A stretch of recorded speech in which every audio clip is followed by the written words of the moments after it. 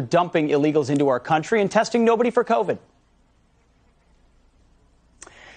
Yeah, it's not just about a fake news story that they're distracting us from, Pete. It's a much bigger strategy because while we're so focused on the picture of the ground, we're not looking 2 layers up, right?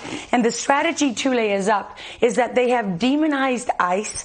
They didn't go and abolish the agency because they knew that that would show their hand, right? That's why Obama didn't like defund the police, those words being used. That is the goal. That is the intent. But they like to dress it up with a nice big bow and a euphemism.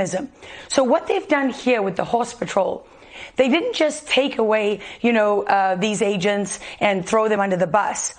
They actually attacked the very heart and soul, the symbol of the Border Patrol for as long as that agency has been alive, which I think is over 100 years now, right? Because it has always been the symbol of Border Patrol. And what they're doing by demonizing this and convicting agents before, they all know that these are wild Mustang horses that you use open reins. They know that nobody was whipped.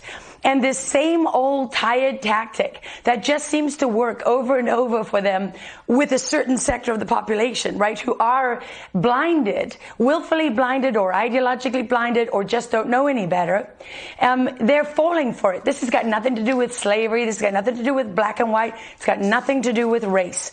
The vast majority, I've spent time with the Horse Patrol unit. I've ridden some of those horses, and I can tell you these are family men, and they want to deal with everyone with compassion. I've seen it over and over.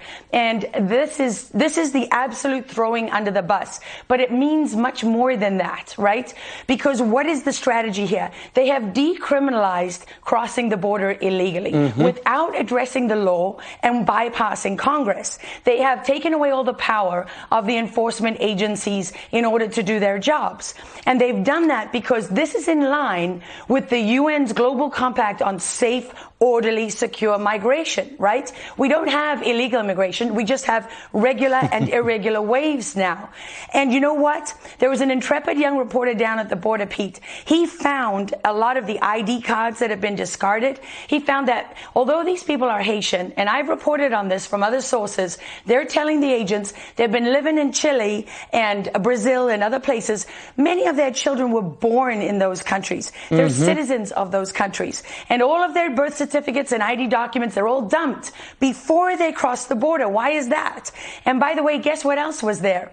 There's a handy manual that the United Nations wrote that teaches you how to get across all these different countries to reach the United States safely and securely. Why is the United Nations telling people how to migrate to the U.S.? Why is there an app that goes with that book that's been out for a few years telling them the same? Why has the Biden administration put UN monitors on our southern border to monitor our own law enforcement? Those are the questions that we're missing when we get caught up in these fake scandals that they create. It's a great point. And you mentioned Jorge Aventura. We had him on last night. He was holding